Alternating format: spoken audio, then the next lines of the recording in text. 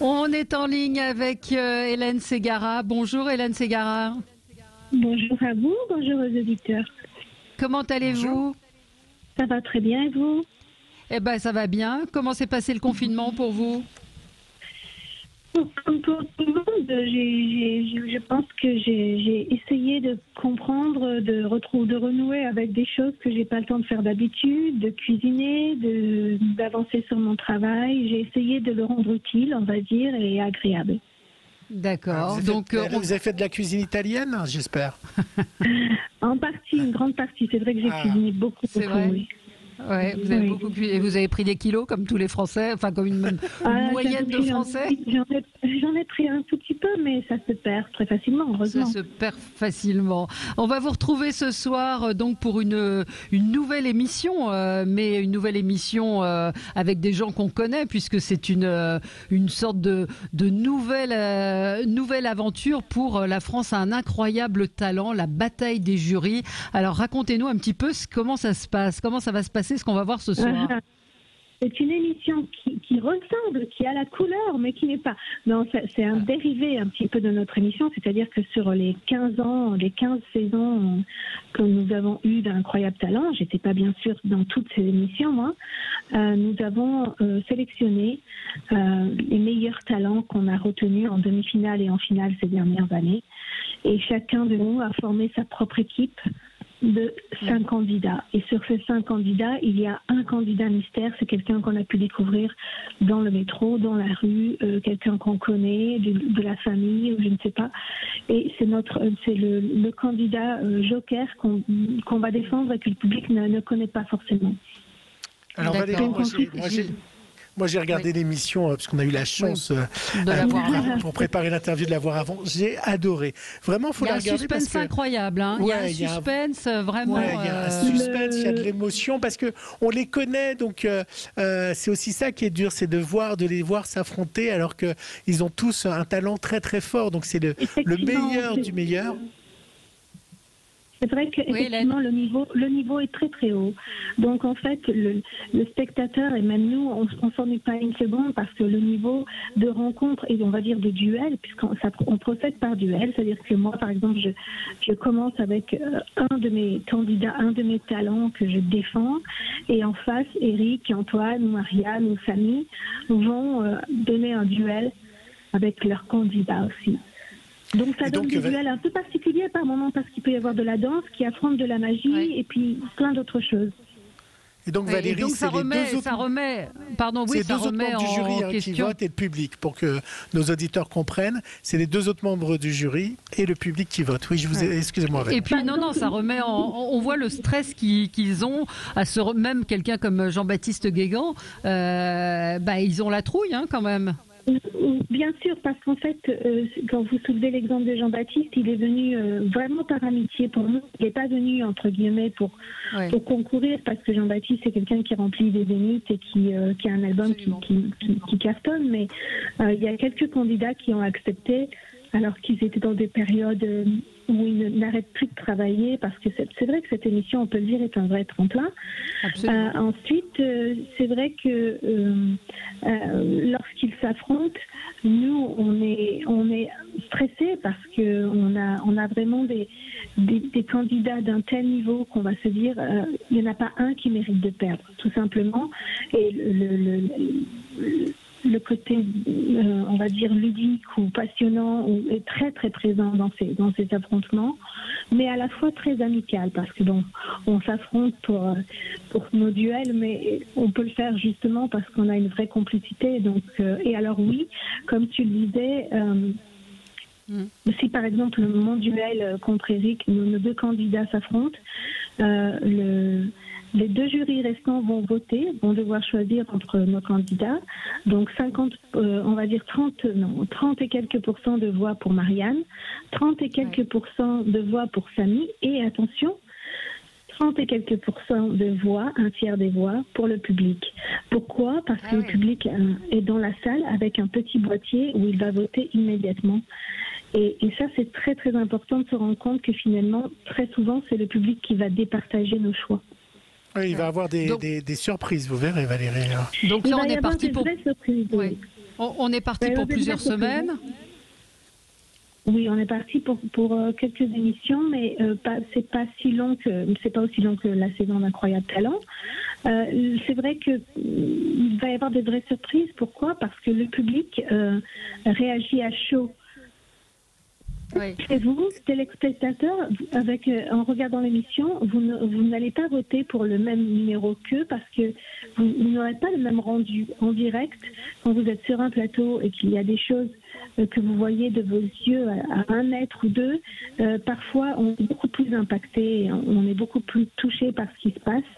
Et ça a donné parfois des grandes surprises, même pour nous jurés. Et puis Valérie, il faut dire que c'est le retour aussi d'une émission qui laisse la parole à des artistes qui sont parfois des artistes de rue ou des artistes qu'on trouve dans des petites salles ou en province. Et évidemment, avec le Covid, ça a été tourné avant le Covid, c'est bien de remettre en lumière tous ces artistes. Oui, c'est super de préciser ça. Effectivement, les circassiens, il y a des comiques, il y a des magiciens, on peut le dire, puisque le spectacle vivant et le spectacle en général n'aura pas été épargné par cette crise. Personne n'a été épargné, mais n'oublions pas que le spectacle, ce ne sont pas que des gens qui ont réussi, ce ne sont pas que des gens qui ont une stabilité financière, et que effectivement, la culture, elle est pas très aidée et pas très comprise dans ce qui nous arrive, tout simplement. Pour vous, comment ça s'est passé justement comment ça s'est passé pour vous le confinement? Vous étiez en train de préparer votre album. Comment? Et puis toutes les tournées ont été interrompues. Moi, j'avais beaucoup de concerts dans l'été qui ont été annulés, évidemment. Mais moi, je n'ai pas envie de me plaindre parce que je pense que nous sommes tous touchés par cette crise, et cette crise, elle est mondiale. Et il faut bien se souvenir qu'elle n'est pas terminée et que nos comportements vont définir comment cette crise va évoluer. Il faut qu'on soit prudent, patient, intelligent. J'ai essayé de positiver les bons aspects de cette crise, mais je pense qu'il y a des gens pour qui ça a dû être terrible. Donc oui, mes concerts d'été ont été annulés, à part une date le 22 août, je crois. Mais ensuite, je reprendrai les tournages de La France un incroyable talent pour la nouvelle Gilles, saison. vous posez la question de savoir est-ce que vous êtes en colère sur le fait que la culture ne soit peut-être pas plus aidée que ça? C'est pas le mot en colère. Je trouve juste que il y a beaucoup d'urgences à aborder, mais il y a des urgences pour des artistes qui sont des êtres vivants avant tout aussi, tout simplement. D'accord. Votre album vous avez un nouvel album et on va avoir en exclusivité, ça n'a jamais été diffusé je crois avant, cet album va s'appeler Karma et le single Plus jamais, on en écoute un extrait. Ah, merci.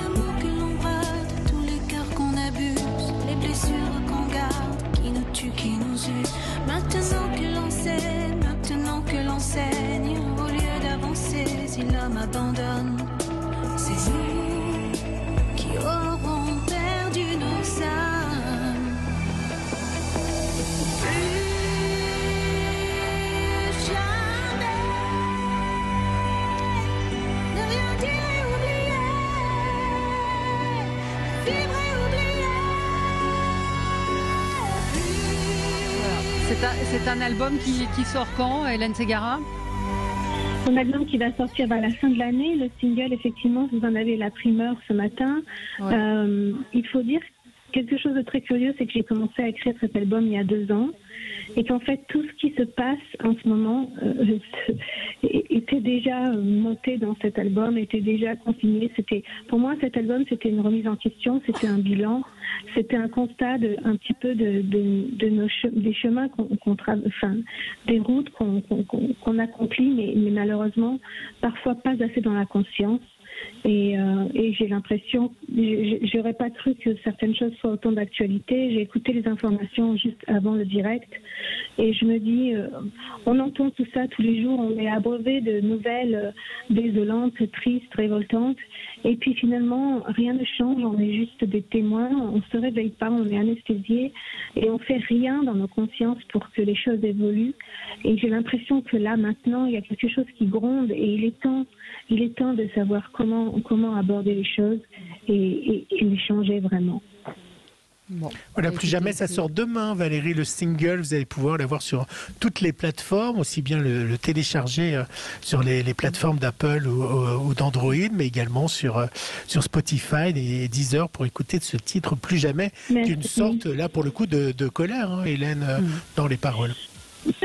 Oui, il y a plein de lectures différentes dans